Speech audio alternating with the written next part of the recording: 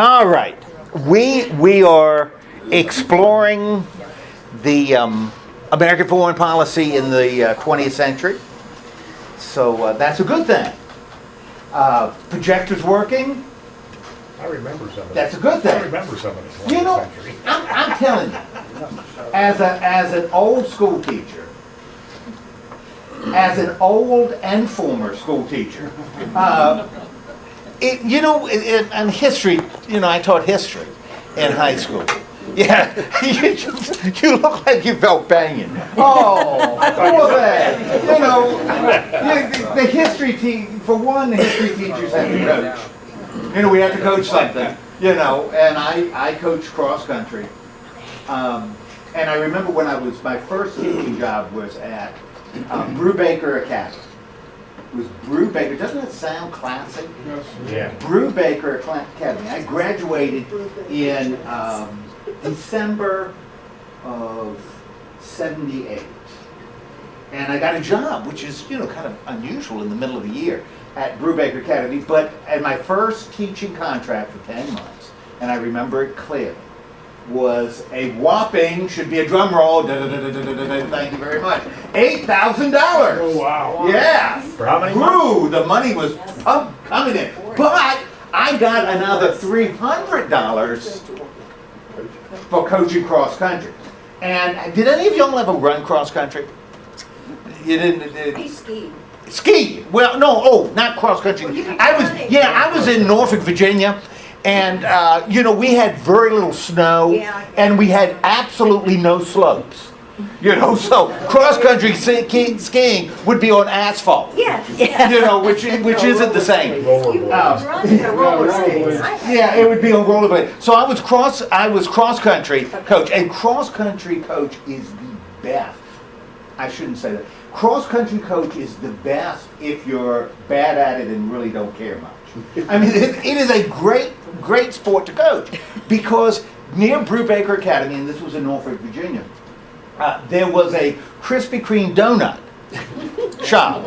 And what I would do is I would tell the boys, and we were awful. Although when I was coaching, we won more in the 2 years I coached than the school had won in its history.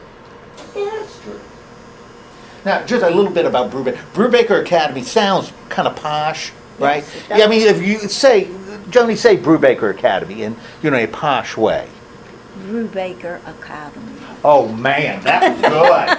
Brubaker Academy. But it used to be Eastern Academy. It was in Norfolk, one of the white flight schools.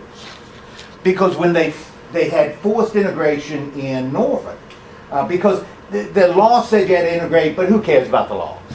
They didn't force it until 1972 in Virginia, and when they, or at least in most of Virginia, and so when the courts ordered busing, a lot of the white folks left the public school system and sent their kids to private schools, and the reason was educational. And all of a sudden you had a lot of these little schools that popped up, like Eastern Academy. There was a white flight, we called them white flight schools. The problem was, that was 72, by the time I was teaching in 78, the people who were really offended by it, either had moved to Virginia Beach, and there were no black people in Virginia Beach. There were, but not many. So you could kind of pick your system. They just wanted the population was low, so you could get away from integration by moving to Virginia Beach, or you kind of adjusted to it. And it didn't matter. So all these little white flight schools that weren't good, and there was some good private, Norfolk Academy. Yeah, that was really posh. And Norfolk Collegiate was really posh. But these other ones, they weren't much. And so to sort of swank it up, they changed the name to Brubaker Academy because it sounded better than Eastern Academy. It sounded better. Now they stayed in business. In fact, when Brubaker closed, and it had nothing to do with me. In 1980, Brubaker shut down. They didn't shut down because they didn't have money. Because Brubaker Academy discovered what every educational institution finds. way to generate huge quantities of money, which is not athletics, but good gas. Dave Brubaker. No, not Dave Brubaker not a gave donation. tons for It wasn't a his donation. Selling land, didn't sell land. Bingo. Bingo! They discovered bingo, and they were making money hand over Bingo. fist. Oh my God. The trouble was, it was not a high quality. It was if you couldn't get your kids into Norfolk Collegiate or Norfolk Academy, and this is just I'm just telling you, Norfolk Collegiate was for the Jews. You know, they formed Norfolk Collegiate because they weren't allowed into Norfolk Academy either. Neither black people nor Jews were allowed into Norfolk Academy. And I don't think Italians were either. But so they formed Norfolk Collegiate, and so. But if you couldn't get into Norfolk Collegiate, couldn't get into Norfolk Academy, you know, you could send your kids to Brubaker, but nobody wanted to send the kids to Brubaker because it wasn't very good. And that was where I got my educational start. Yeah, boy. So anyway, but they hired me right out of college, and I was coaching cross country, and would send the kids running, and wait for them at Krispy Kreme donut. It went out of sight, and you had goof off. Oh, heck no! I told them, meet me at Krispy Kreme donut. you know, just run. You know, because when you cross country, what am I going to do? You're going to run with them? No. You're going to go get donuts? I'm the coach. Georgia, I am the coach. I am the coach. I have moved past running. I am now conserving my strength To chew to on the eat Krispy the Kreme. donuts. And you know, so we did win more. We won more meets in my 2-year tenure that Eastern Academy had won in its 15 years of existence. Could you give us specific numbers there, though? I mean, did they only Well, win why do you one? Did they start the cross-country program when you got there? When I was a senior in high school, I was in a speech contest by the VFW. You know, I show up, my school, I'm doing it for the school, I show up. There is one girl in this contest, and me. 2 people in this VFW contest. And we do our speeches. And I come in Second.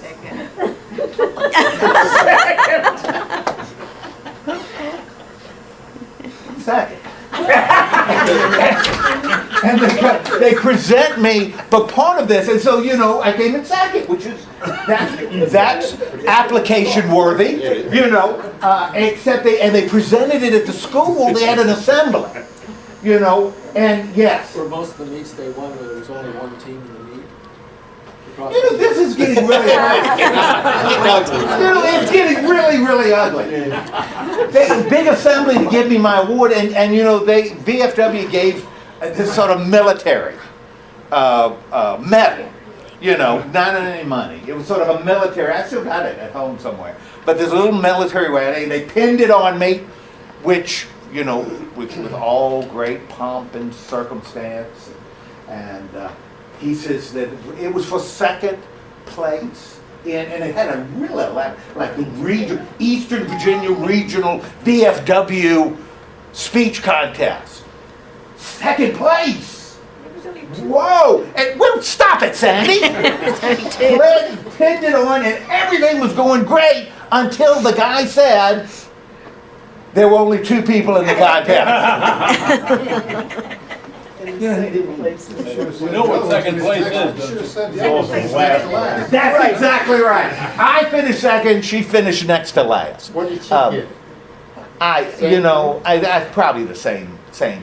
I don't think she got any money. She didn't get like a vacation or anything.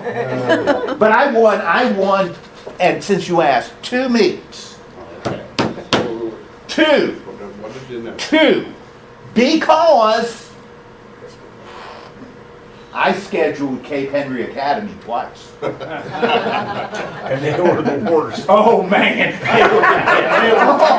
They were awful. But that coach was really serious about it. You know, before the meet, you could see her team stretching and, running. And, my team, they were eating donuts.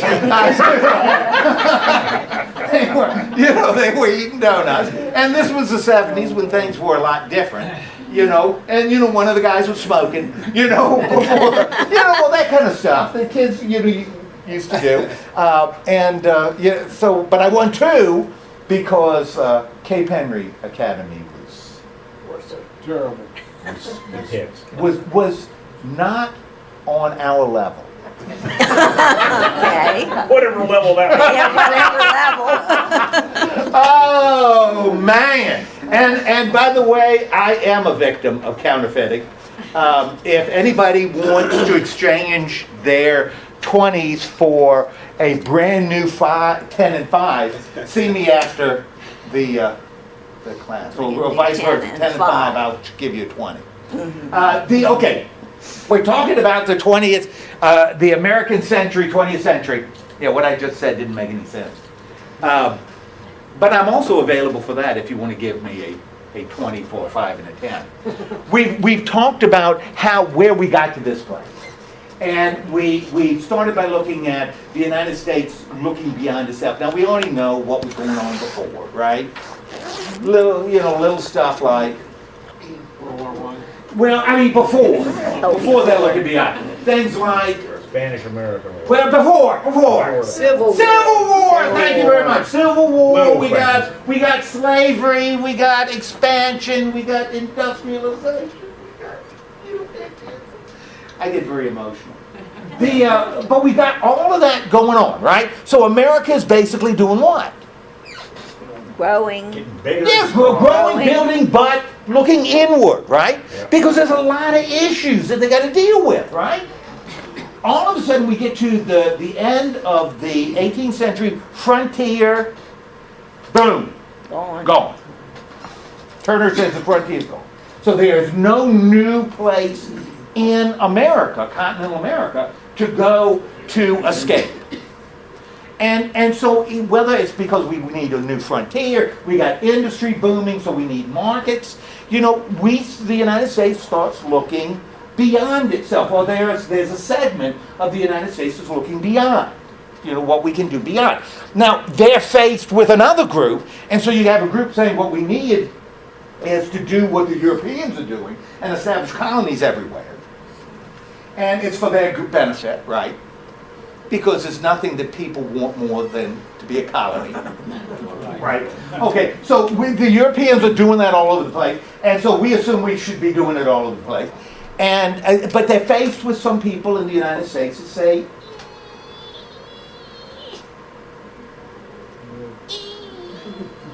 what do they say? You don't want to. Yeah, we shouldn't do it, right? Why shouldn't we do it? We used to be. Mind our own business. We used to be a colony, for crying out loud. Our whole system is predicated on winning freedom from an imperialist power. We celebrate it once a year. So how can we become an imperialist power? That seems to contradict what we are as a country. And, if we violate the principles that we have, being the United States doesn't matter anymore. Because if the United States is that city on a hill, this American exceptionalism, that we are special, if we're like everybody else, then we aren't a city on a hill. We aren't particularly special. We're just one of the bunch. And we can't do that. Now, do you remember some of the leaders of this anti-imperialist? William Jennings Bryan is an important. Andrew Carnegie, an industrialist, is also, although he's producing steel, and there's plenty of steel being consumed in the United States. So he's not interested in foreign markets. His interest is that. So, it's not hurting him financially not to sell his steel to China, because he wouldn't be doing it he didn't do it anyway. But William Jennings Bryan is really important because he's, by principle, this incredibly moral person, and we'll see sort of the other side with, not other side of morality, but it leads him to the Scopes trial in 1920, which is becomes a little different, but he's a man of principle and says we cannot do that. On the other side, the imperialists, you've got guys like Teddy Roosevelt. Bully. I'm sorry, it was just something that got caught in my throat. Yes, Teddy Roosevelt, who was saying what? Bully. Bully! Yeah, let's go, boys. We can charge and get this stuff. All right, so you got this really tension, and when you have an election in 1896, right? We got William Jennings Bryan, the boy orator of the Platte, running against William McKinley, sitting on his porch, watching the world pass by, right? Who ends up winning? McKinley. Maybe one of the most important pivotal elections in United States history on a lot of levels. William McKinley wins, right? Really, really close.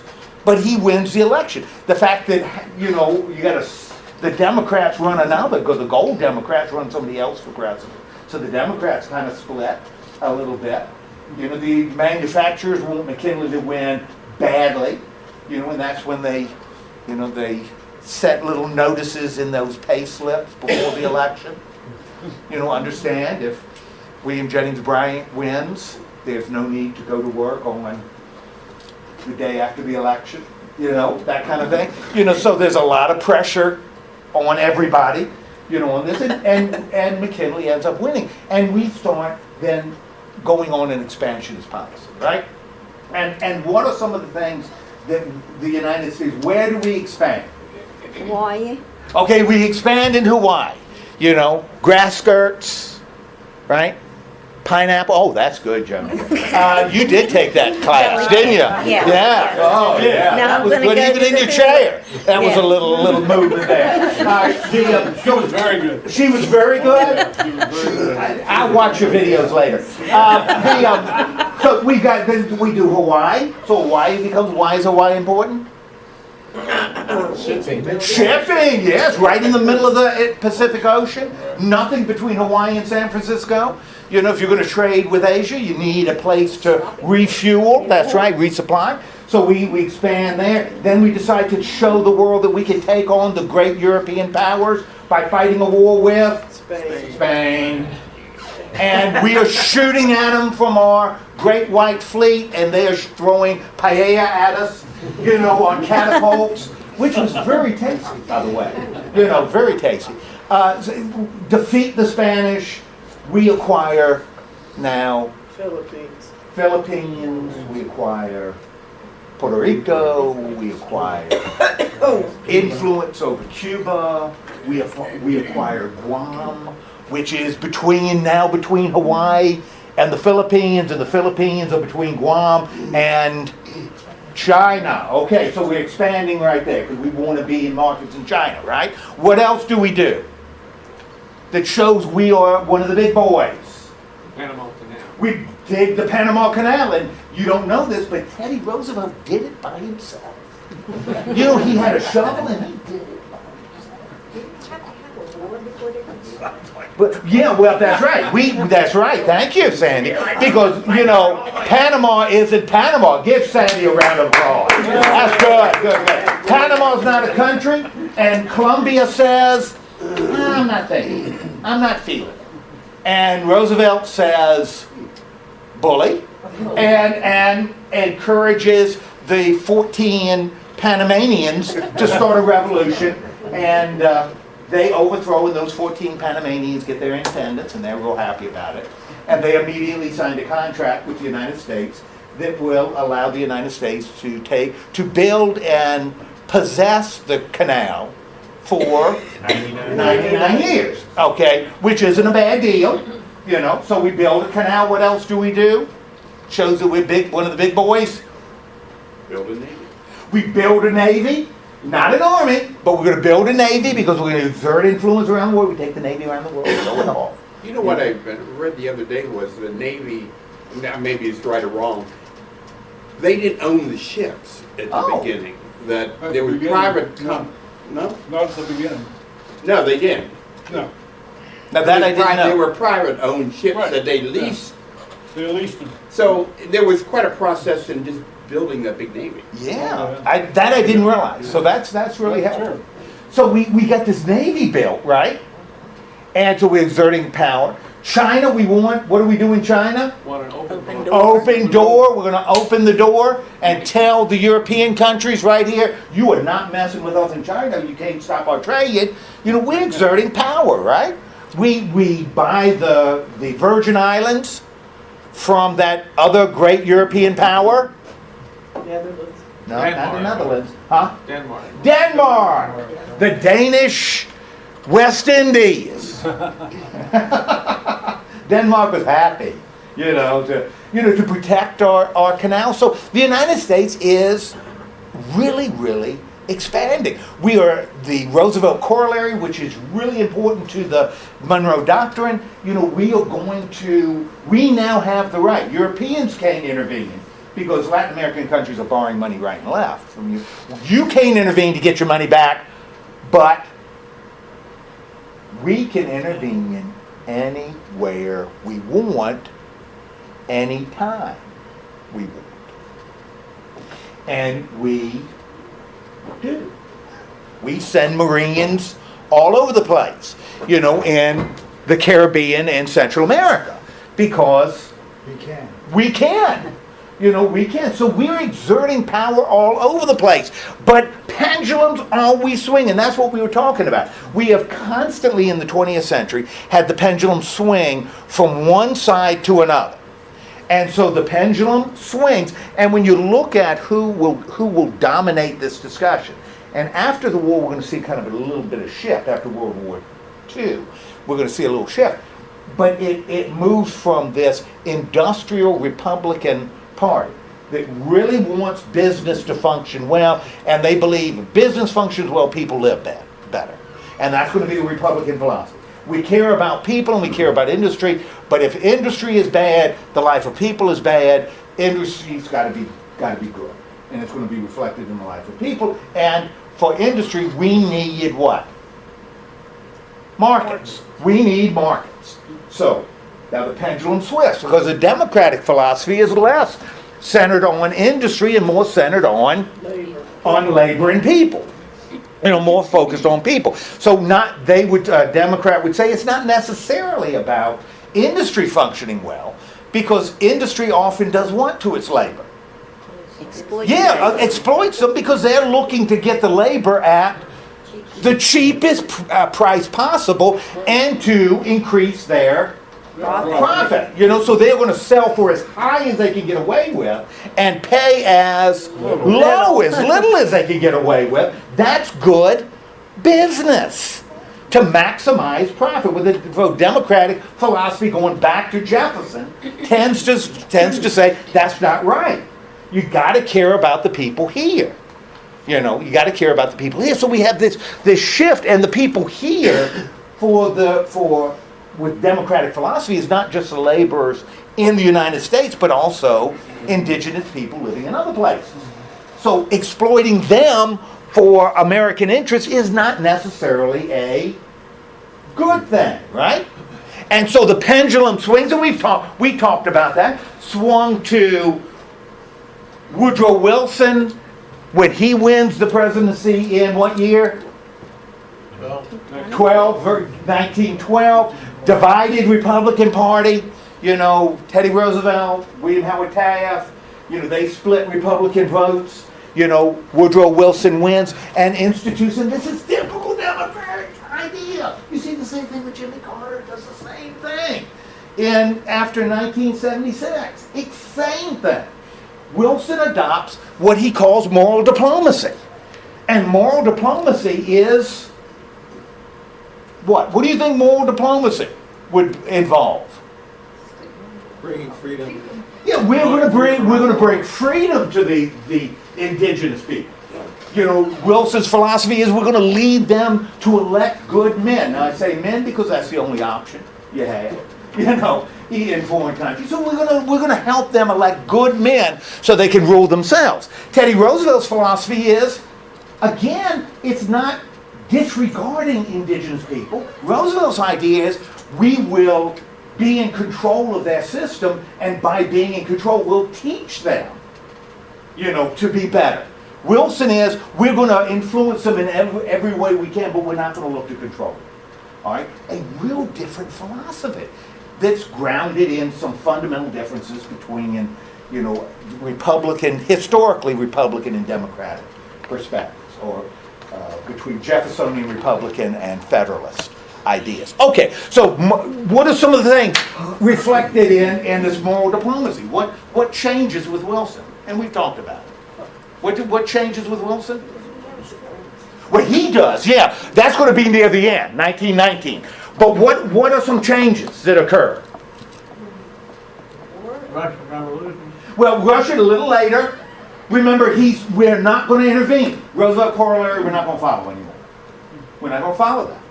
So we are not going to be intervening militarily in Latin America anymore. Why? What's that? Mexico. Well, now he's pushed against reality, right? Yeah. Because what's happening in Mexico? Revolution. You got a civil war in Mexico, but when we think of civil, we think of generals and fighting one another on the field. Civil wars in most countries, you got these little renegade armies, rebel armies. Who's paying a rebel army? How do rebel soldiers get paid? They steal from what they do. Yeah, they steal whatever they can get their hands on, right? That's what they do. Because that's the only way they're going to get money, right? That's the only way they're going to survive. They steal. Hopefully steal from the other guy. But if you're hungry, you're going to steal what? Anything you can get, right? Anything you can get. And when the Wilsonian government, when Wilson recognizes a new government in Mexico, a guy named Pancho Villa, says, well, we can't steal enough from Mexicans, with his little rebel army. What are we going to do? Let's cross the border and steal from Americans. They don't like us anyway. And so Pancho Villa starts raiding American towns along the Mexican border with his little revolutionary army. You can justify anything by calling it a revolutionary army. He's fighting for what? Freedom for Mexico. That's why he's stealing from poor Mexicans. Because that's who you steal from. Because it's easier to get stuff from poor people. You can't get much, but you make it up in volume. You steal from a lot of poor people. Instead of one rich person, you steal from a lot of poor people. I think the tax system is sort of set up like that now. You tax a lot of middle class people, then you can give rich people breaks. But we've got this. He's forced to change. Going into the war, we got a European war, 1914, Guns of August. They're killing one another. What's Wilson? And by the way, who is Secretary of State at the beginning during Wilson's first term? William Jennings Bryan. Secretary of State. Incompetent in almost every way, but a nice guy. Didn't think we descended from monkeys. Okay, so he's in charge, of the State Department. Very, very moral tone. What's happening in Europe? Killing each other in Europe. 1916, he runs against Charles Evans Hughes, and he says, and Roosevelt is supporting Hughes because Hughes is a interventionist. We should be involved in this, or look to be involved. And Wilson's campaign motto is, he kept us out of war. Wilson wins, thinks he's going to lose because he's fighting a united Republican Party now, but he squeaks out a win. All right, so Wilson is, but you got a mess going on in Europe, right? Soviet Revolution, right? Bolshevik Revolution. Germany has won. This is a chance. Ends the war in the East. Makes some stupid decisions. Germany makes some dumb decisions. But if they made the right decisions, they would have been able to do what with the war in the East over? They might win the war, because the war is going to be won not in the East. It's not going to be won in the Middle East. It's not going to be won in the Balkans. Where's the war going to be won? It's going to be won in France. The French army is that close to mutiny. They've got little regional mutinies, but remember, that's what brought the Russian army down. It wasn't the people rioting in the streets of Petrograd. It was the fact that the Army said, and the Navy said, we ain't fighting anymore. We're just not fighting anymore. If France is that close to mutiny, the Germans figure if they can do what? Go in and Send take all over. those guys from the east, ship them west, and do what? Take over. One last push. Push all the money onto the table. Playing one hand. Push, and that's what they do. By this time Germany's really a military dictatorship. The Kaiser isn't doing much. He's just sort of hanging around now. It's being run by two generals, one named Ludendorff and the other named not Bismarck. Bismarck is dead, but Bismarck was important. Ludendorff, who's going to be an early Nazi, and Hindenburg. Ludendorff and Hindenburg are now calling the shots in Germany because it's a military dictatorship, pretty much. This is going to be our last shot. Boom. They throw everything, almost into the Western Front.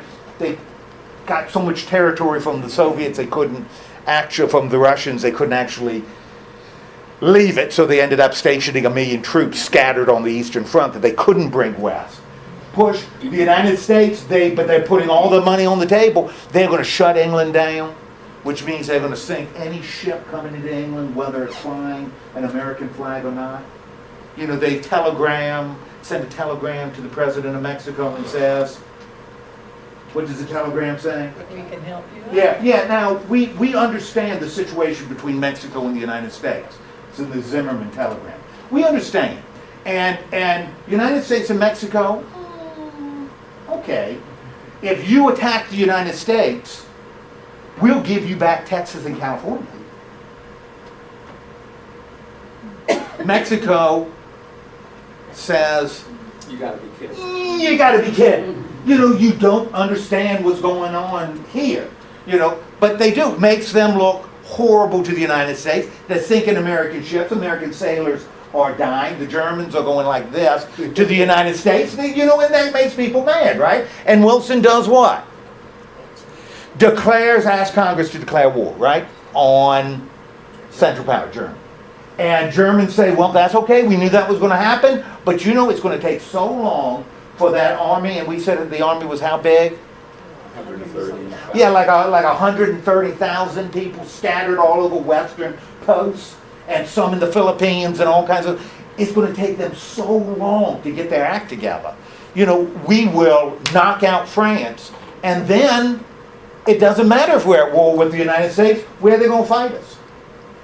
France will be out of the war. Russia's out of the war. Britain will sue for peace. Who cares? All right. Germany doesn't break France. United States starts sending troops in, and we're going to see this later today. Wilson has a very interesting philosophy about American troops being used. They'll never make treaty commitments to the other countries. The United States is not one of the allies. When you see a map that says allies, United States should be if the allies are blue, should be a lighter shade of blue. Because they really aren't allies. They don't enter into treaty relationship with the other powers. We are sort of associates. We are associates. We are not formal allies. Before Versailles, Wilson will never meet with any of the other leaders, to plot out war strategy. He'll turn the war over to Blackjack Pershing to handle the American war effort in Europe. He's not going to mobilize until war is declared. He's not going to amp up American war production until after the war is declared. So Wilson's going to do a lot of things that are kind of interesting. And the United States is going to fight for its own principles, which are embodied in what? 14 points. That's going to be the American reason for fighting, but he never suggests that's going to be France's reason for fighting. Okay, so Wilson, gosh almighty, I hate advertisements. All right, so Wilson does that, ends the war, Treaty of Versailles, League of Nations. United States says what to the League of Nations? No. Stick it in your ear, only they make it sound better. And last week we talked about the interwar years, and what is kind of interesting about the interwar years that's different than what we usually talk. When you start looking at what actually happens, because Wilson, President of the United States until 1920, what happens in 1919? Has a massive stroke, still wants to run, because this League of Nations is a big deal. That the Congress has accepted the treaty without the League. Wilson says, no, we're not going to negotiate the League. Speaking engagement, boom, stroke, down. Edith takes over the White House. She is filtering all the things. Wilson doesn't run for president in 1920. Who runs? Oh, Taft. Cox. Cox and Harding. Cox and Harding. Oh, Cox and Harding ran for president. Both from the glorious state of Ohio. Cox, nice guy. Harding. He must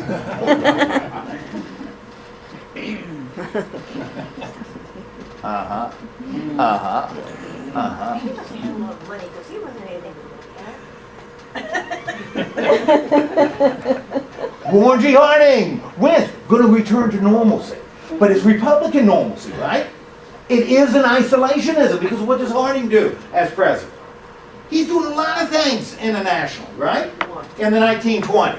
What is he doing? He's not going to approve the League because he doesn't want America mixed up with those Europeans, because Europeans are trouble. So but he's involved. What are some of the things he does as president? To limit sea power. Limit sea power. The Washington Naval Conference. Washington Naval. He invites countries where? Here. So he is instrumental in this Washington Naval Conference, right? Where we're going to limit sea power. And they work out. United States and Britain 1. Japan 2. Right? France and Italy sort of down there at 4. Underneath the other. So, he's doing that. He's negotiating international treaties. The Dawes Plan. Remember the Dawes Plan? Wonderful concept. What happens with the Dawes Plan? That's negotiated while the Republicans are in charge. You remember the Dawes Plan? Yeah, but it works in the 20s. What's that? Well, it is working in the 20s, but it is not isolationism. We read, we became isolationist after World War I. We didn't. We just didn't join the League, but we were actively involved. We didn't leave Philippines. We're still in the Philippines. We're still in Guam. We are still actively involved internationally. Dawes Plan really doesn't involve the United States at all. We don't get much out of the Dawes Plan. Remember that? Germany can't pay its reparations to France. What did those France after the war?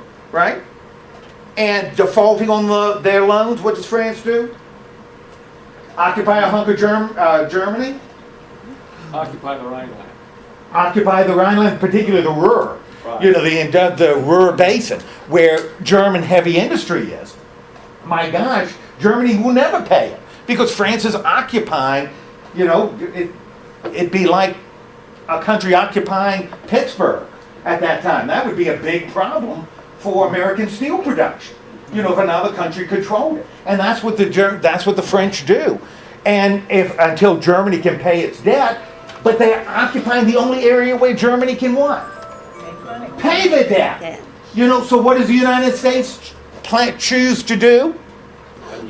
The Dawes Plan. Wonderful concept.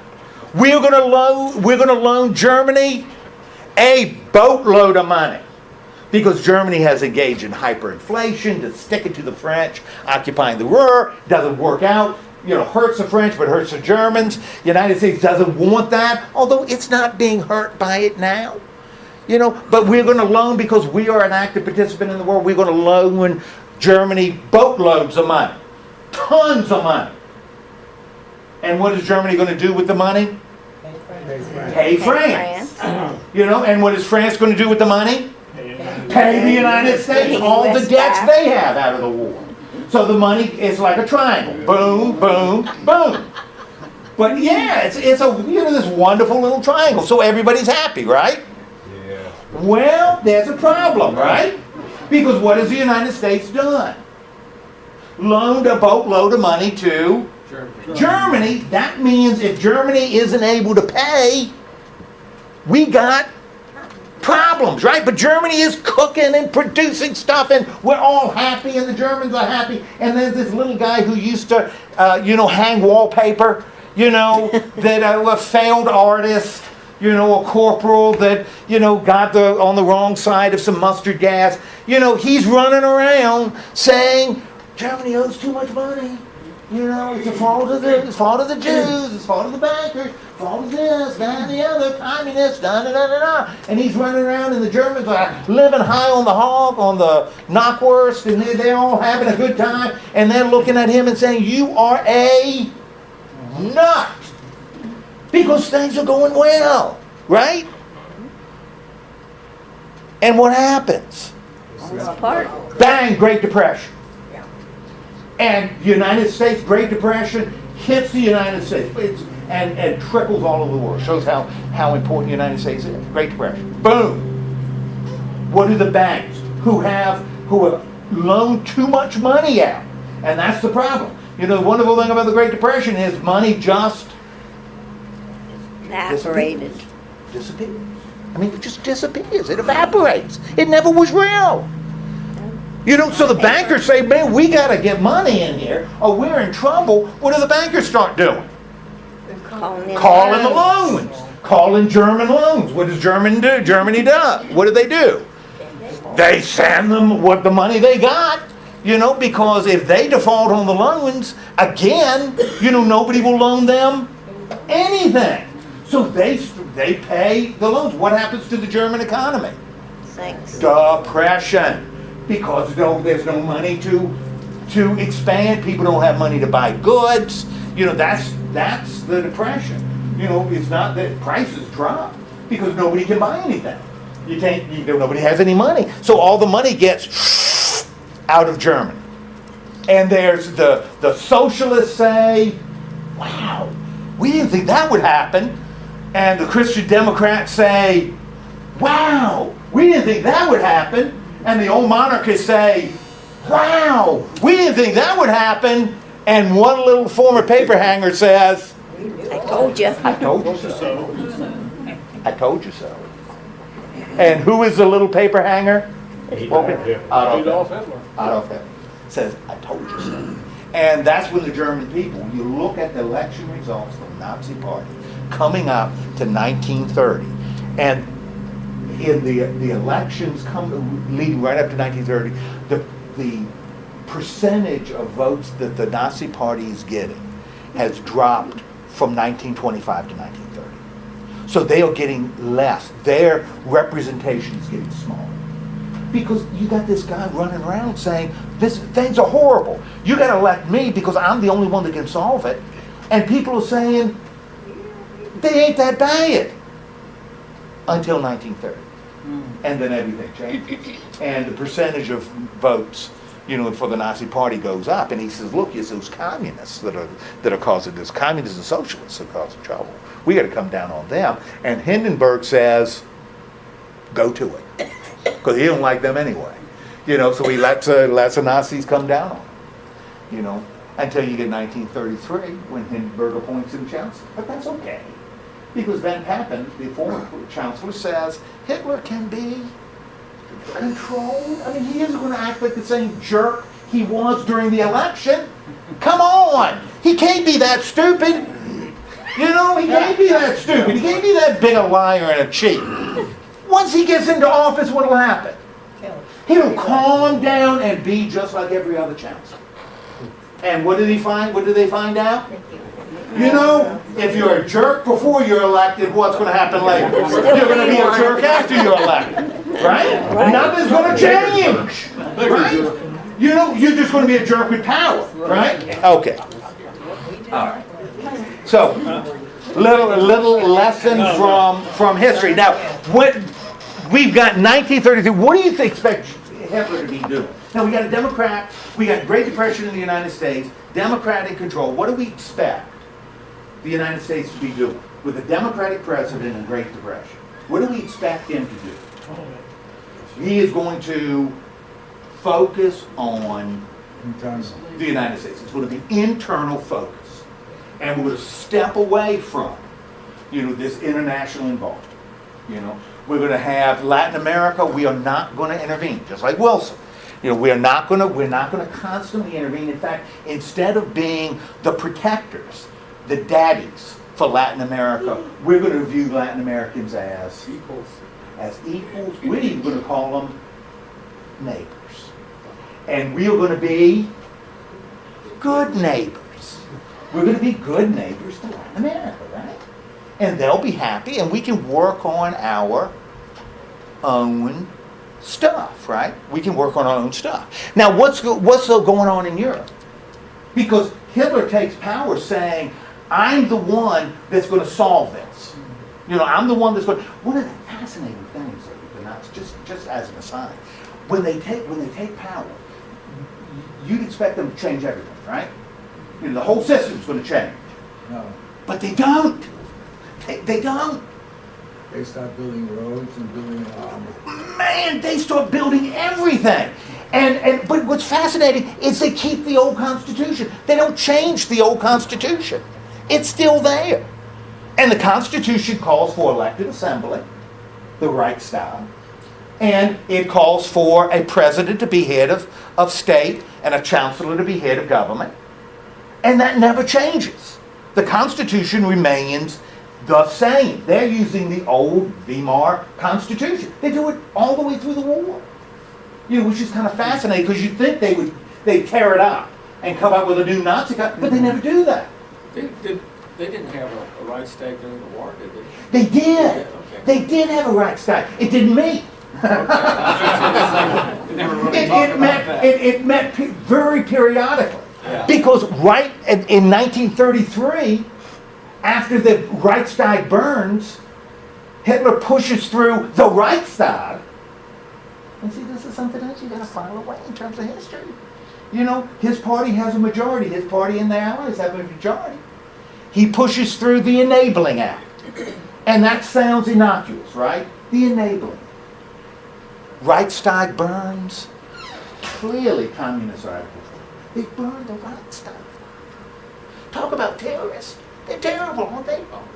All we need to do it's a crisis in our country, right? National emergency. All we need to do is what? Let's give the chancellor more power. Because if we give him, and it's only temporary, because we're not changing the Constitution, right? Constitution is still the same. But we're just going to give the chancellor what? Little police power. Little police power. And so he can come down on these communists that are running amok. The legislature cannot respond quickly enough. Therefore, we're not changing it. They're still going to meet. But we're going to enable the chancellor to start creating legislation.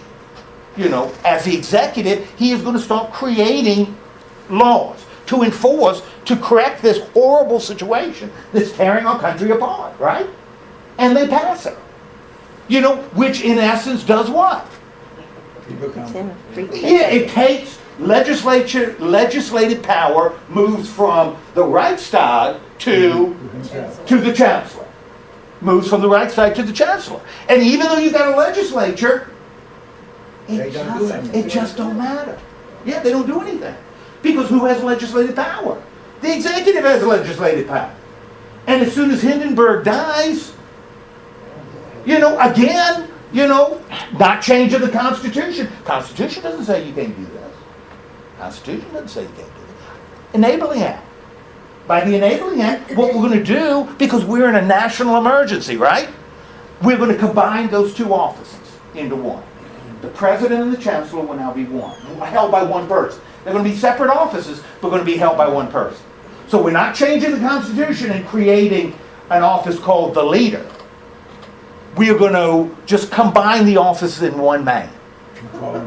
And call him the leader. Right? We're going to call him the leader. Because it'll be in one office. But still separate by the Constitution. We're following the Constitution. The Enabling Act allows the chancellor to do that. And he does. And he does. And what do we end up having?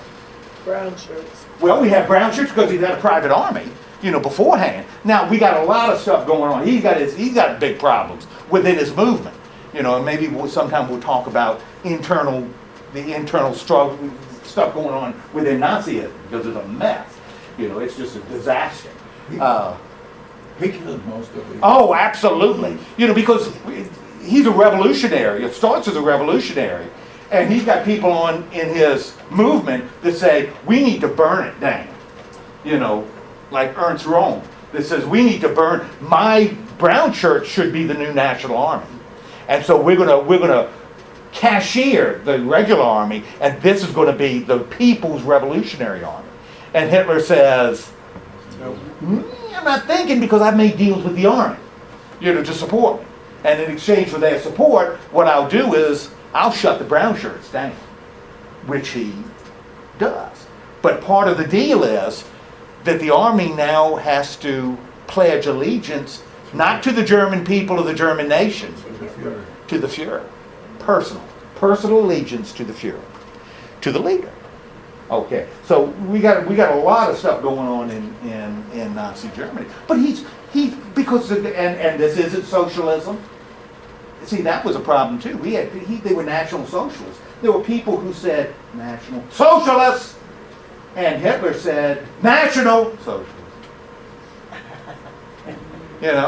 And so you had real socialists that say, okay, now it's time for some socialism around here. When are we going to take charge of industry? And Hitler says, well, I've made deals with the crops, so I'm not going to do that. We're not going to do that. Instead, we're going to do a third way, where the state becomes the purchaser, not the owner, but the purchaser, which is not socialism, because the state doesn't own the means of production. It's still in private hands.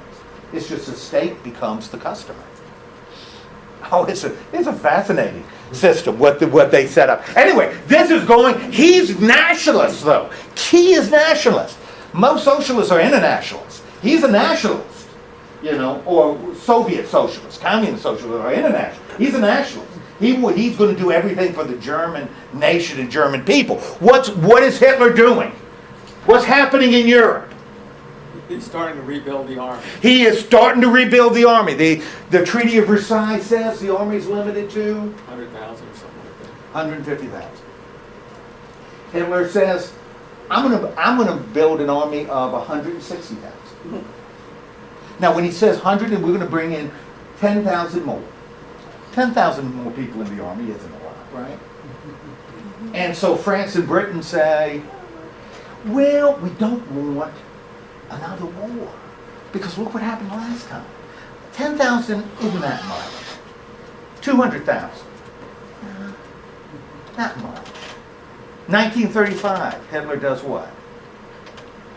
Goose steps into an area that, not Poland yet, Goose steps into an area that's supposed to be neutral. Because France wants it neutral. The Ruhr? Not the Ruhr, but, well, the Ruhr is included in that. Now it's the Rhineland. Right. Because the Rhineland sits between France and Germany. If German troops are not in the Rhineland, then France feels a sense of security. So 35, Hitler with his little 500,000 man army goose steps into the, Right. this is, oh, by the way, this is goose step. Okay, the goose steps into the Rhineland. And the generals in charge have orders that if the French, that have an army of several million, if the French intervene, which by the Treaty of Versailles they were allowed to do, so if the French confront the Germans in the Rhineland, the Germans are supposed to withdraw. This was not to precipitate a war. So the Germans would withdraw if the French confronted him, but of course, the French didn't confront him. And Hitler says in 35,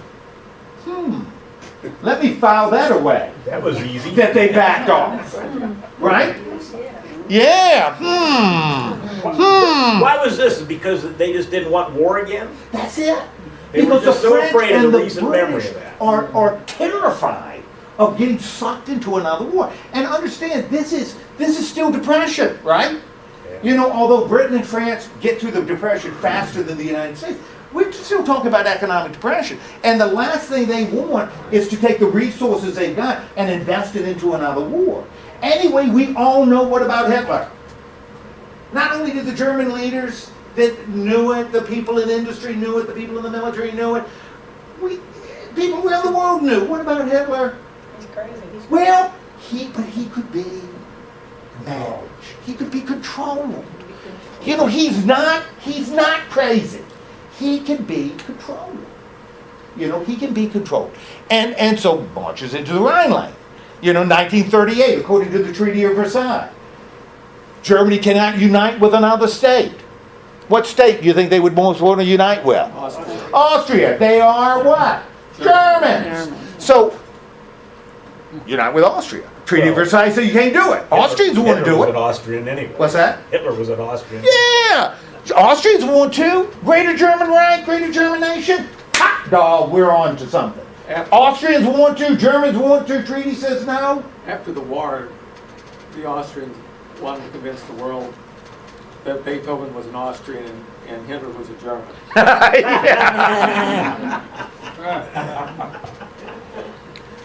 Hitler again plays a weak hand. Interesting in He Austria. does all these little incremental things. Yeah, well, who's he confronting in Austria? Really interesting. Who's he confronting in Austria? He ain't confronting Britain and France. Who's he confronting in Austria? The dictator. Another dictator named Stalin. Benito Mussolini. Benito Mussolini has interest in Austria. Because remember, Austria borders Italy. He's got interest in it. You put a German army right on the Italian border, that ain't good. You know, he needs a buffer, you know, in Austria. And Benito Mussolini has told Hitler, not Britain and France. You move your little army into Austria, what's going to happen? Yeah, it's going to be us that'll stop you. Wonderful. If you ever have the chance to see it, watch it. You know, The Great Dictator, Charlie Chaplin, The Great Dictator. You know, Adnoid Hinkle. You know, watch it. What is I'm trying to think of the Italian dictator's name. Well, but in the movie, because that's Tomania. You know, but they have a fight in, you know, around a buffet where they're throwing spaghetti and a lot of stuff going on. They really, you know, they're not that far from war. But, because Mussolini and Hitler admires Mussolini. Mussolini, you know, Hitler will protect Mussolini till he can't anymore. You know, so Hitler has a great deal of respect for Benito Mussolini. But they end up, that's when they first establish a treaty that allows, that's when they start moving closer into an axis. Hitler moves into Austria. What does Britain and France do? Nothing. Sudetenland, a lot of Germans, right? Hitler just wants Sudetenland. Free those Germans into the greater German Reich. You know, makes sense? Sure it does. The trouble is, Sudetenland is part of Czechoslovakia. And it's where Czechoslovakia has built all its little fortifications to confront the Germans in the Sudetenland. And so Britain and France not only stand back, but they sign a little paper that says, it's yours. Because Hitler said, and he wrote it on paper. You can believe it, because he signed his name. See right there, signed in Adolf Hitler. This is all I want. I won't want anything.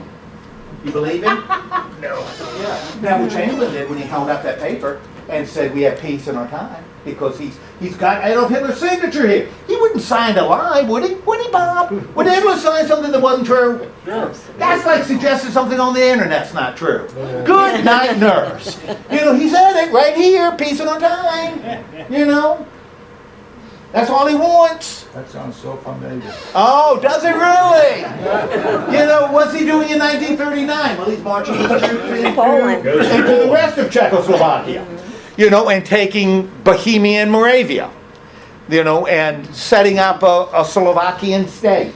So Czechoslovakia ceases to exist, puts a protectorate on Bohemia and Moravia.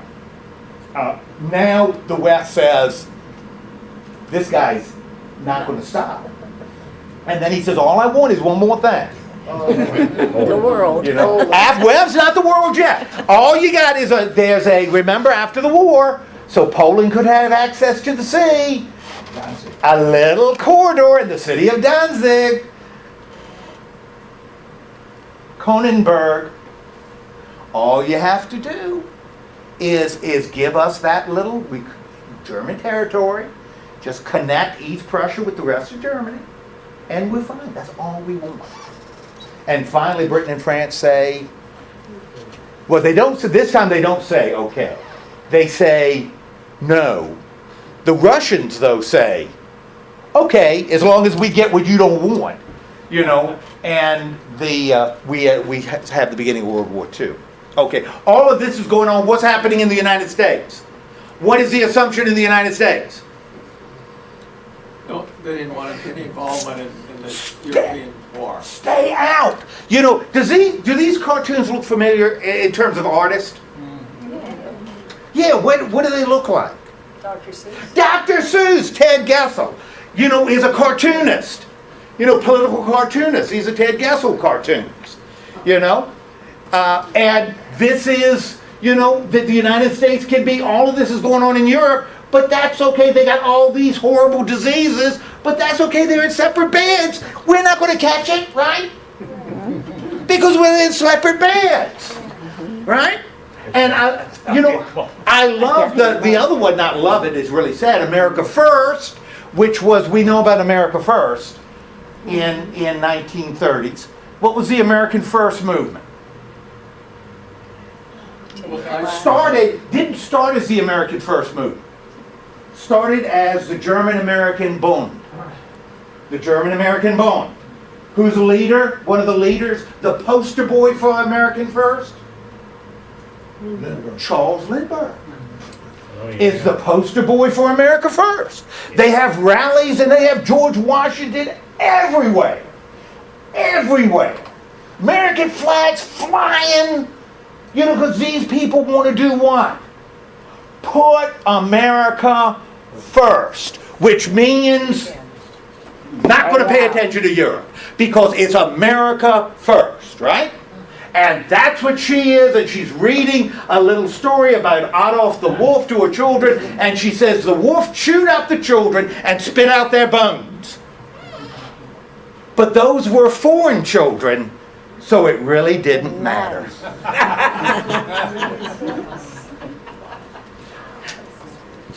Why does it matter? Because we're putting what? America first. So it doesn't matter what happens to foreign children. Right? Right. What matters is what happens to Our American children. Right? Right. You agree? America first. That's what they're doing before the war. Put the Right? kids in little cages. Oh, well, you know, if there's only foreign kids. You know. That's, All right. yes. All right, so we've got that going on, but the United States is maintaining a strategy. Now, what I want you to do, and I want you to listen very, very carefully to this. What I want you to do is I want you to urinate. If you Do have our to. best. Do your best, okay? Don't force it. But if you need to, go ahead.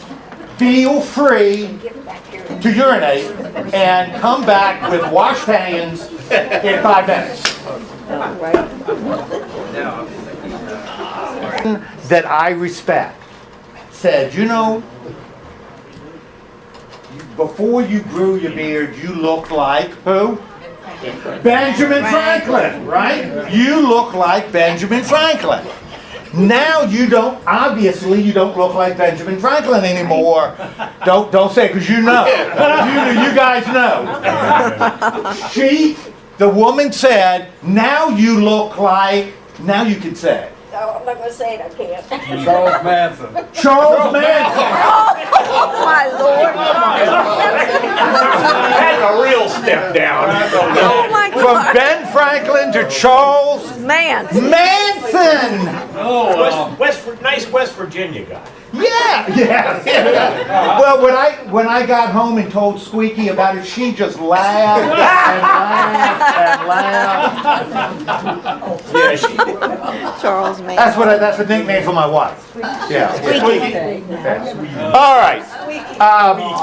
So we've got the United war going on in Europe, but the United States wants to stay out. Man, we got enough problems here because the Great Depression is going Black. on and on and on. Sometimes suggested some of Roosevelt's policies caused it to go on and on and on. But people are at least eating, so they're eating. So, but the United States does not want to get sucked into another European war. And so Congress starts passing neutrality acts. Now understand, this is happening before the war's even broken out, right?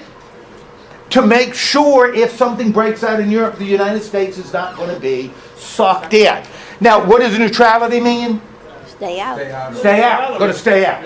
Now, what is the big danger as you go into a war? How can you get sucked in to a war? What's going to cause? When you look at World War I, what ended up sucking the United States into this war? Being attacked. Yes, naval. What is the United States doing that's causing naval issues? Sending supplies to Britain. They are sending supplies to Britain. If we hadn't been sending supplies to Britain, then the U-boats wouldn't have sunk ships, right? No. So if we stop sending supplies to anybody involved, then we're not going to get any of our ships sunk. Sailors are not going to drown. Now understand, Roosevelt supports all of these acts. And we're working with a Democratic majority in both houses of Congress. Kind of interesting, All right. Like the Neutrality Act of 1935 says, and this is kind of a duh, if war breaks out, the United States, American industries cannot sell, what would be the obvious thing? You can't send to belligerents. You can't send armaments to belligerents. Duh. You can't send guns to people who are shooting at one another. To neither side. We're not going against one side or neither side can get it, right? But maybe that's not good enough. Because the next Neutrality Act passed the next year says you can't ship anything to belligerents. You can't ship anything. Which means you can't ship Food. food. You can't ship More of them. clothing. You can't shake those little spiral mints. You can't, or the little chocolates that you put on. Yeah, what's that? No chewing gum. Wrigley is going crazy. Because if you look at pictures, you can see most of the still pictures of Hitler. If you look at some of the ones in the movies, he's doing this. Chewing gum. Every now and then he blows a bubble. What's interesting is if you look at of Hitler in 1936 at the Olympic Games, some of the newsreels that some of the films that the Germans wouldn't allow out. He was interesting as he kind of shook. He was. Steam was coming out of his ears with Jesse Owens. He was kind of odd, But understand, they were shooting everything they could come up with into his veins. So he had some real quack doctors. So he was just a mess, a physical mess. But what we end up until 1939, they're still limiting what you can ship overseas because if you don't ship it, then your ships can't sink. And what we have in 1937, 1939 in the Neutrality Act is something that they call cash and carry. And when you hear it like at a store, what does cash and carry mean? Pay for it. You got to pay for it. You don't buy it on credit. No credit, cash and carry. So if, even though you're blocked from any shipping going into your country, even on the secondary market, if you're selling anything to a belligerent, they have got to pay for it. They have got to pay for it. You can't do what? Credit or loan them money to buy it. So the United States, it can't loan money to belligerents to buy American supplies. Okay? We're going to stay out of war. Now, one of the things, remember, Roosevelt has experience in government, a lot of experience, even before he was governor of New York. You know, we said that when Cox ran in 1920, Franklin Roosevelt was his running mate. You know, that little odd thing in history that, you know, Cox and Roosevelt ran against Harding and Coolidge, and 3 of them became president. 3 of those guys, the only one that didn't was Cox, was the only one that didn't become president later. Roosevelt, this is before polio or whatever he had. He runs for vice president, but he has experience in the Wilson government. What was Roosevelt's role in the Secretary of the Navy. Secretary of That's Navy. right. Secretary of the Navy. One of the things that means that he was watching Wilson as he moved up into and prosecuted World War I, and saw mistakes that he believed Wilson had made as they ran up to war. And one of the mistakes that he believed Wilson made, that he was going to avoid, is Wilson, up until the Declaration, never expressed even slight favoritism to one side. In other words, Wilson said we need to be neutral in both our actions and thoughts. Therefore, we are not going to favor the British or the Germans. We're not even going to think about which one we hope will win. You know, and that's the policy he followed. Franklin Roosevelt is going to follow it different.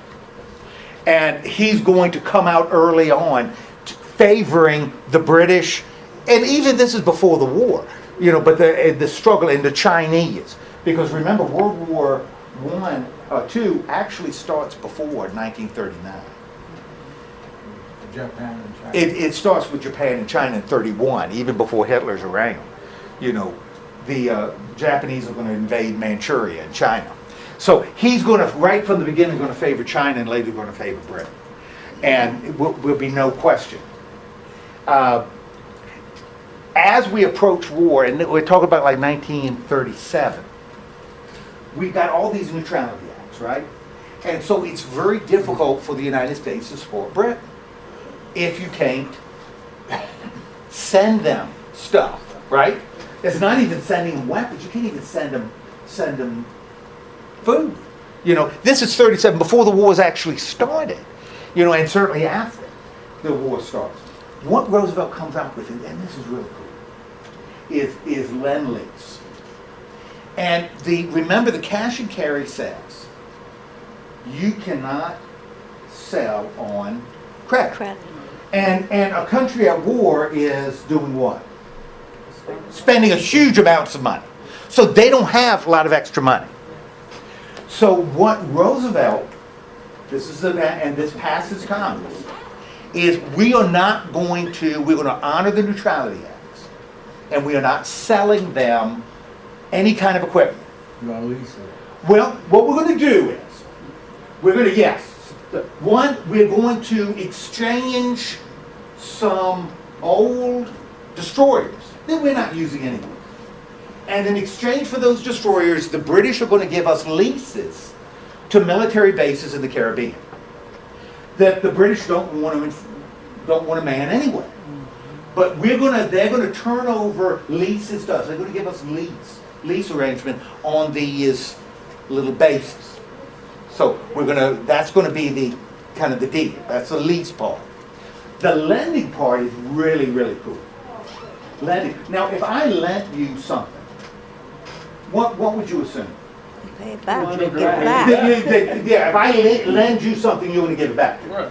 And if I lend you money, you're going to pay the money back. But if people always say, "Can I borrow your?" People always say that. Can I borrow your? I love it when they say, "Can I borrow your sandwich?" No, I don't want you to give me what's left later. But they, can I borrow your hammer, right? Or can I borrow, this? And you hope to get it back, right? Yeah. Okay. And you hope to get it back in. Tax. Yeah, can I borrow your lawnmower? Lord. Okay, good. It hasn't run in 4 years. Oh, Lord have mercy. Okay. Well, what we end up, instead of, because we can't sell them stuff, right? They don't have money anyway. We can't sell them war equipment. But what if we didn't sell it? We loaned some military equipment to Great Britain. You see? What if we loaned Britain some warships, right? And then they could return it. What if we loaned Britain some guns? When they're finished with it, what do? Give 'em Give it back. What if we loaned Britain some bullets? They could give it back to us, right? Well, that'd be.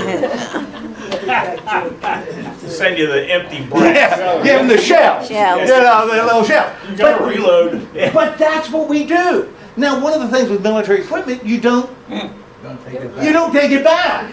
Especially when you take it back during peacetime, you don't want, all this stuff because it has no value. The military, one of the things about military equipment, it has only one value.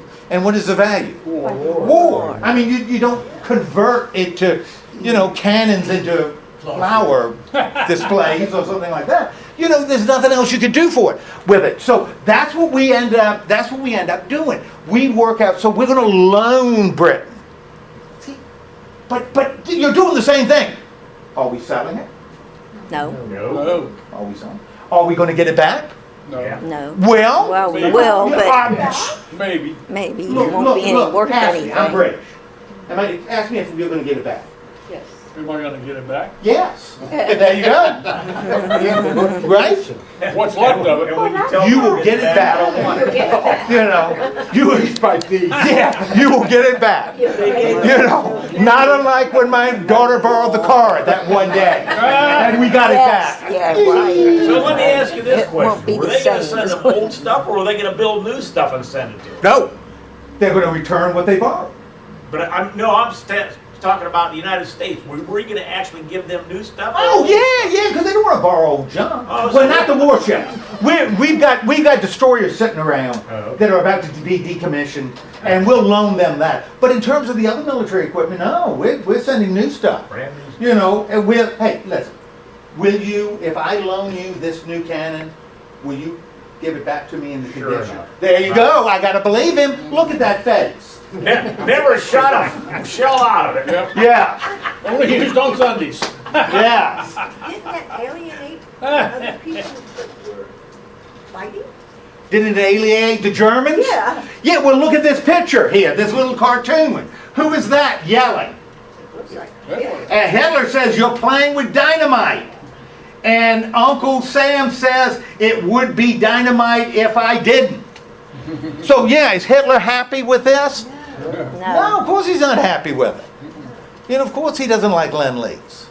But see, that wasn't something Wilson did before World War I, but Roosevelt is doing before World War II. He's also expanding American munitions production. That's what started to pull us out of the Depression. So. You better believe it. You better believe it. Nothing like the end of a good depression. Yeah, War. because I'll show you something else that's going to pull us out. But all of a sudden, this is 1940. All of a sudden, we get this rise, and we don't enter the war until right here. But we've already got a rise in military production, and Wilson is going to wait until war is declared to ramp up production. And Roosevelt sees that as a weakness or a mistake that Wilson made. So we're gonna, my gosh, we're gonna increase our production. That's right. Nothing is better. Now, at the beginning of World War I, we have like 130. 100,000 people in the army. At the beginning of World War II, we had 2 million in a standing army. So it's a real big difference in the size of the American military. We're gonna expand that to 15 million soldiers in World War II. You take 15 million people and send them out to war. You are having at the home front to do what? To keep that production. The women are working. You are hiring everybody. You get And anybody. 50 million pairs of shoes. That's right. That's a 15 million pair of shoes, but used to be made by those 15 million men that are overseas. So you are hiring people that were outside of the job market. Women, but also marginal men, that are older, that have, certain handicaps, because they've got to be involved in this production. So you are working with total employment, right? But even with total employment, full employment, you're still talking about 3% unemployed. Because 3%, you're always going to have 3% unemployed for whatever reason. 14 at that time. I was working sometimes 10 hours a day with a bunch of women producing milk plants. Yep, and absolutely incredible the amount of production that when we hit the peak in the war, the United States was producing twice as much as all the Axis powers combined. The United States by itself was producing twice as much as Germany and Japan and Italy and the government in China. It was just unbelievable.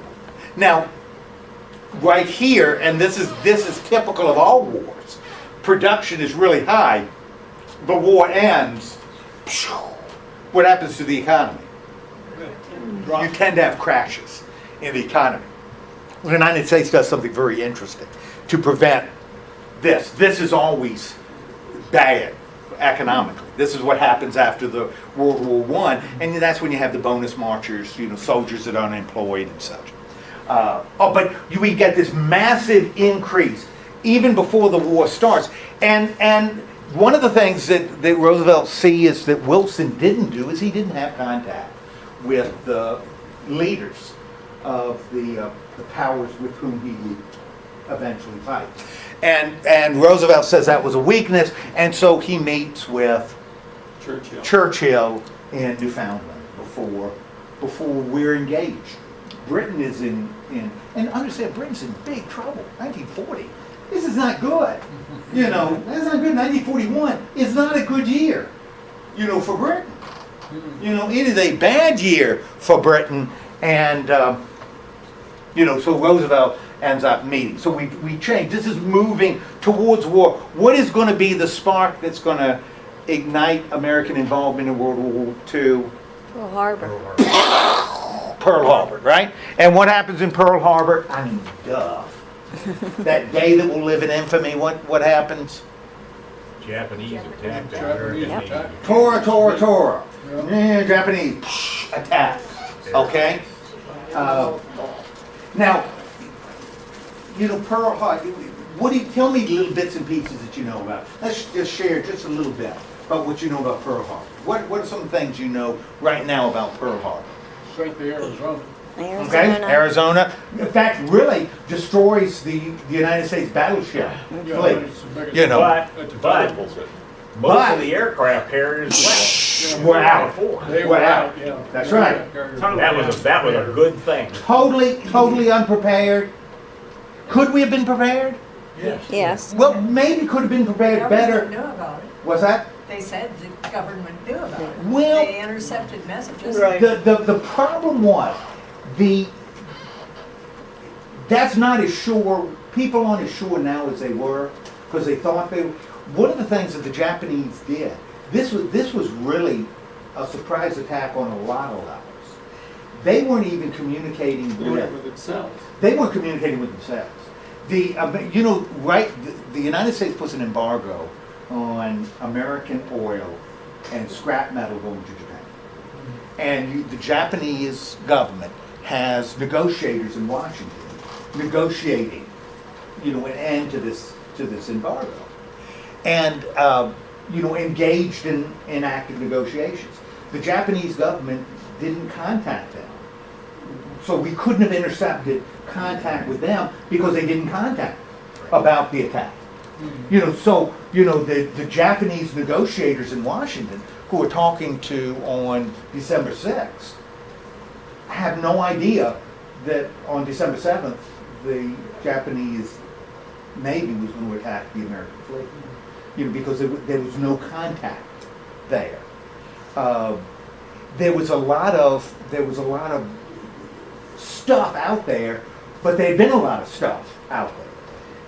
The American assumption is that there would be sabotage, going on, but they really didn't expect an attack. In fact, the Japanese knew that the United States had broken its code and was sending the United States false messages about where the Japanese fleet was, and it was in Japanese waters.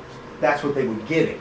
The communications were that to the Japanese was that the fleet was still in Japanese waters.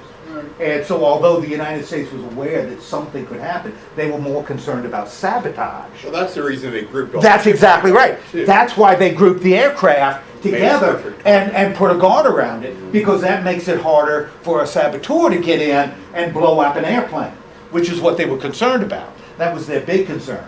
They were really surprised, and I believe it. I believe it. I don't see any logical reason why they wouldn't have. If they had known why they would have done what they did. Well, maybe it makes sense in hindsight, probably like 9/11. Yeah, You go maybe back it- and look, yeah, Well, yeah. people did kind of know, but not really. But it's the sort of thing that they also knew in September, but they were wrong in September, and they knew in July, but they were wrong in July, that kind of thing. That if they had known in December, they'd have been right, but they'd gotten the same signals before, and it didn't happen.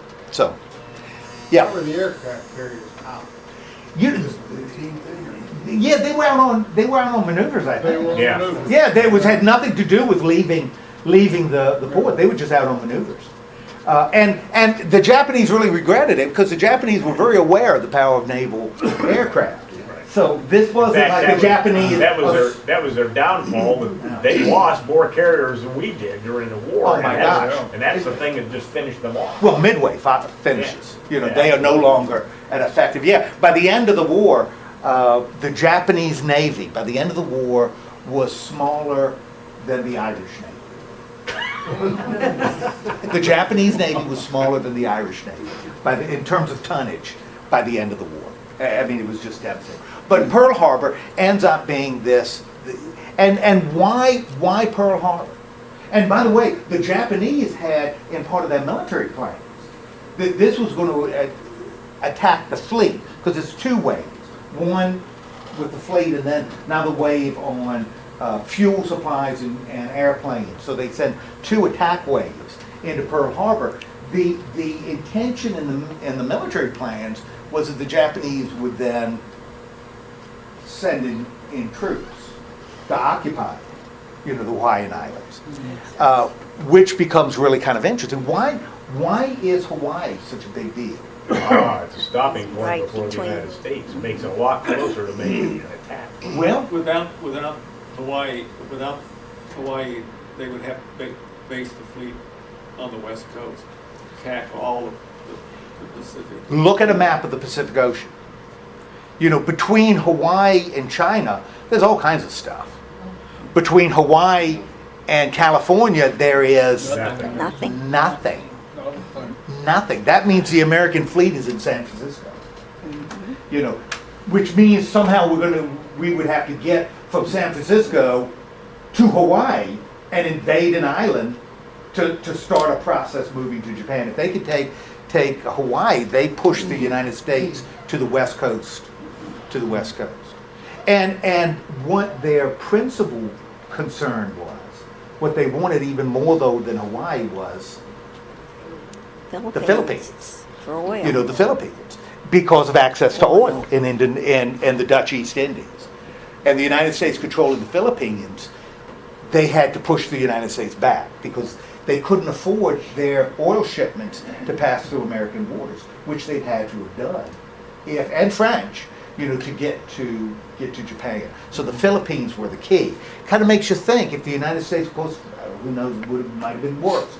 If the United States hadn't expanded at the end of the 19th century and taken the Philippines, then the Japanese would have had no interest in attacking the United States. Wouldn't have had any reason to attack the United States. But the other half of that is, I wonder if there was anybody in the Japanese Navy or the hierarchy that realized they were done the day of Pearl Harbor. I mean, Absolutely. the Absolutely. Well, the Japanese are, again, this is what Hitler does, and this is what the Japanese do. They just push all the money onto the table. This is either going to knock the United States out of the war, push them to the West Coast, and then there's nowhere for them to fight. right. And especially if they can, and this is part of Japanese war plans, if they can occupy Hawaii, and the intention is to occupy Australia, they can occupy the United States and Australia. Where are the Allies going to fight them? Yeah, where are they going? Where do you fight them? You may be at war with them, but where? Where are you going to do it? But it's an enormous risk. And yes, the Japanese were well, and this wasn't a unanimous decision. In fact, this was a naval decision. One of the things that's interesting when you look at the war in Japan, from their point of view, there's all kinds of tension between the Japanese Army and the Japanese Navy. In these Axis countries, you got all kinds of competition within the government. That's one of the things Hitler did. People sometimes think Nazis were really efficient. The German efficiency, the whole Nazi system is set up to have people competing with one another. Even as close as advisors were competing with one another for power. It was an incredibly inefficient system. He just wanted to see who would win. In these little minor power struggles. And you have the same thing going on in Japan, where the Japanese Army and the Japanese Navy are constantly at odds. In the United States, there's a lesser degree, because in the Pacific, the Navy and the Army are going through their own little stress with MacArthur and Nimitz, going through their little tension on who's going to carry, the war. Fascinating, after Pearl Harbor, the United States was going to declare war against Japan. But Roosevelt doesn't want to fight Japan. Roosevelt wants to fight Germany, but Japan attacked, and the United States declares war on Japan, right? Doesn't declare war on Germany. Doesn't declare war on Germany. Declares that a state of war exists in Japan. You think the American people want to fight the Japanese who bombed Pearl Harbor? Yeah, are you fired up about fighting those Japanese who bombed Pearl Harbor? I know I am. They killed American troops. We want to fight the Germans? No, they haven't attacked us yet. They're allies. But we'll fight the Germans, but when? Later on. Later on, after we beat the Japanese, and that's causes a problem, right? Because this really doesn't help Britain. Us fighting the Japanese isn't going to help Britain, right? We got to fight the Germans. We got to kill some Germans, because there's always Germany first, and for reasons that will maybe one of the greatest mistakes in history, for reasons that are incomprehensible. The Chancellor of Germany declares war one time in World War I. One time declares war. And he declares war with the United States. The only time he declares that a state of war exists. Every other time that wasn't necessary. But he declares war, and Italy follows. Declares war in the United States. Now, that now gives Roosevelt the opportunity to say, we are at war with Germany and Japan. And all of a sudden things change. And now, it can be Britain first. Okay. Didn't the head of the Japanese Navy tell the Japan authorities after they bombed Pearl Harbor that you have awakened a sleeping giant? Yeah, that was Yamamoto. Yamamoto. He wasn't all in on the thing, but he had to do. But, it was what they decided. it was like all on the table.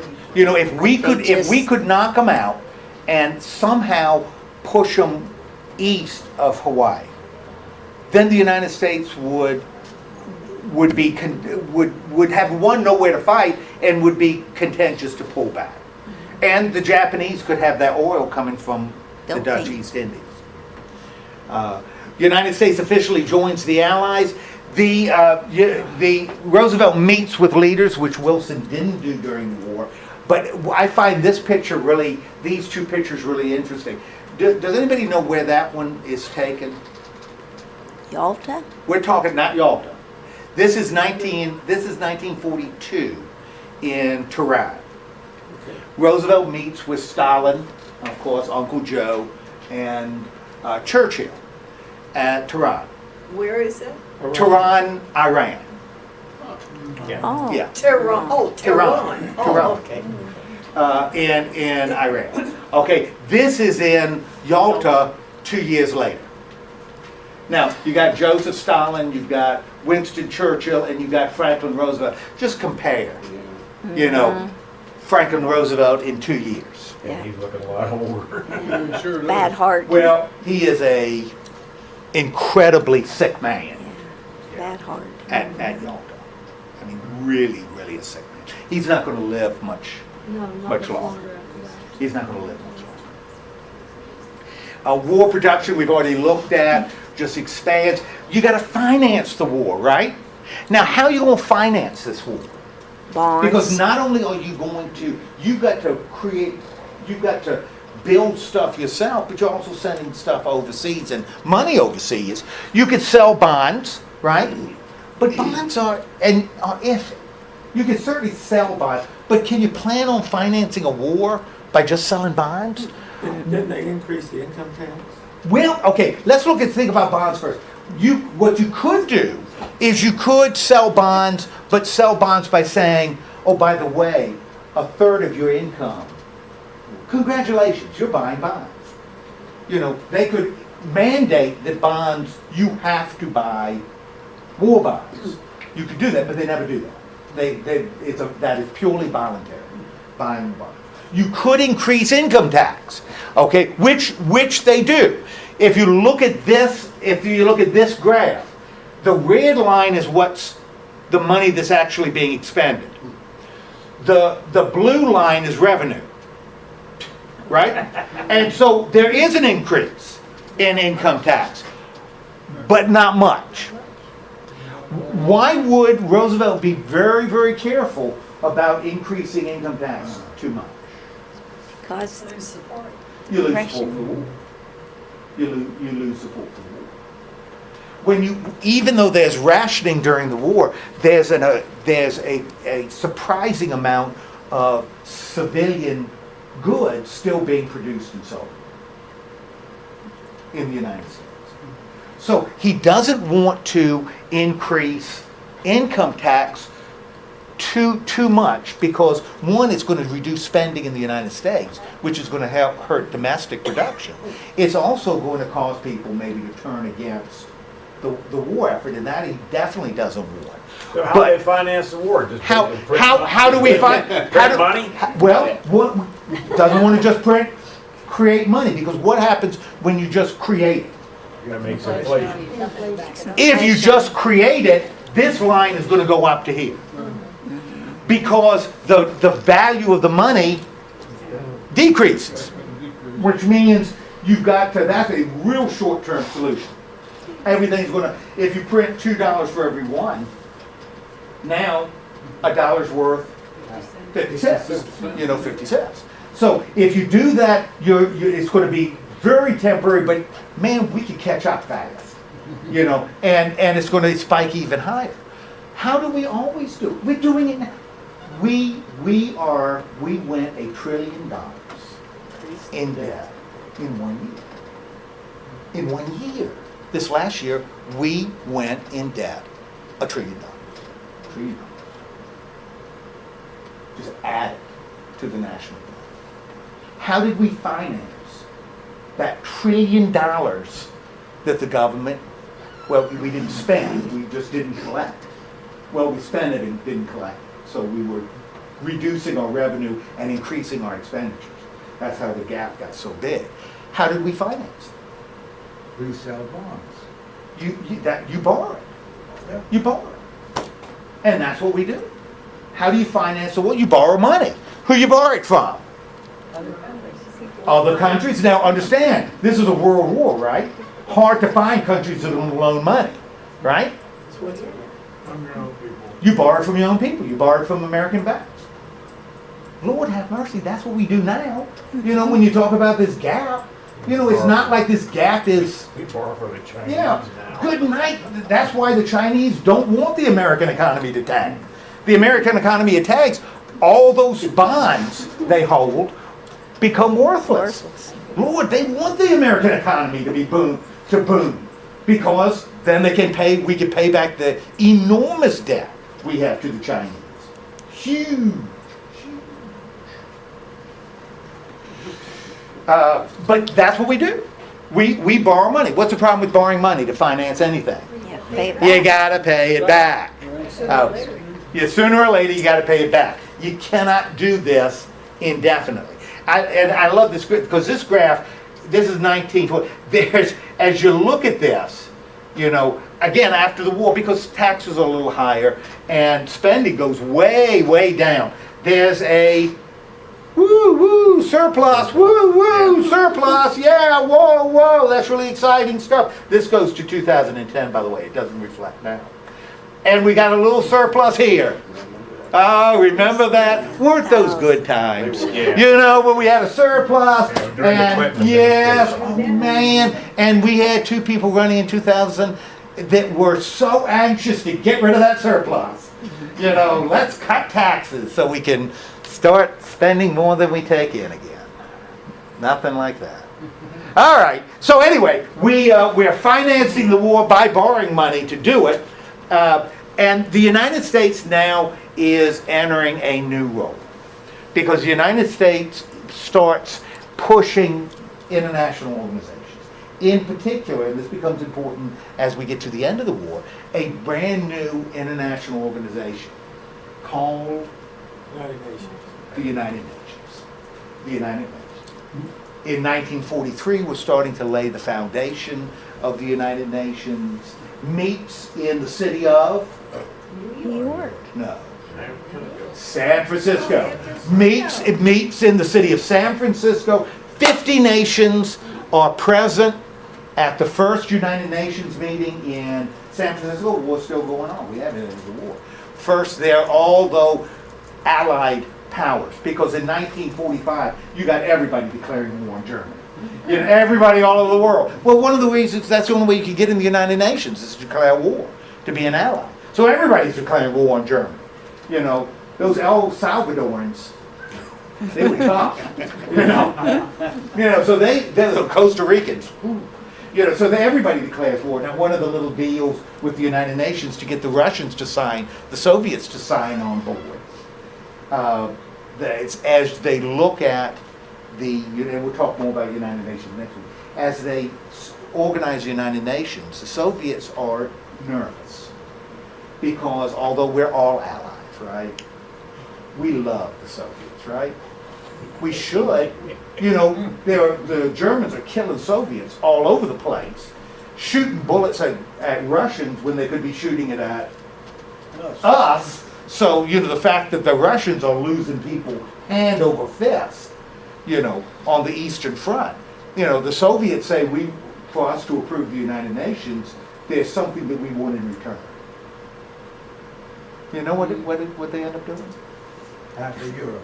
Well, they get half of Europe. Yeah, we'll talk about that next week too, because the Soviet army is there saying, okay, get us out. If you don't want us here, get us out. What the Soviet Union says is, you know, if you look at, what is the Soviet Union? The Union of Soviet Socialist Republics. We are a federation of republics, right? Well, you know something? France is a republic, right?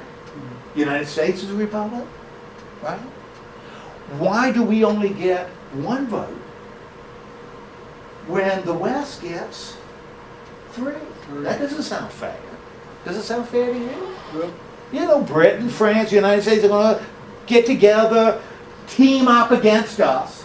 So one of the deals that the Soviets broker is that they will end up getting 3 votes in the United Nations.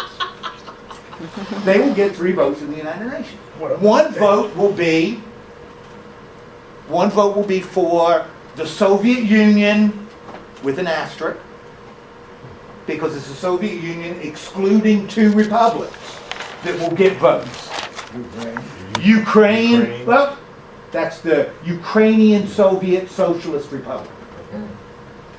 You know, we'll get a vote. And you know the other one?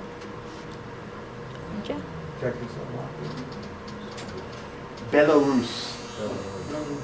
Belarus. The Belarus Soviet Socialist Republic will get a vote in the United Nations.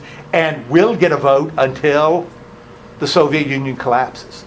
So in the 1980s, the Ukrainian Soviet Socialist Republic got a vote. Their flag was flapping in front of the United States, along with the flag for the Soviet Union. That was the deal Stalin made. You know, if the West gets the 3 Allied votes, you should get 3 Allied votes too. And that's what they do. Yeah. Well, okay. This is what next week, and we're gonna not do. I got tied up with review. I just like that stuff. We're gonna really hit the Cold War next week, because that's gonna occupy a lot of our attention up until what? Fall of the Union. Yeah, fall of the Soviet Union. We're looking at like 91. So this is going to be our focus. Okay. Now y'all should go home.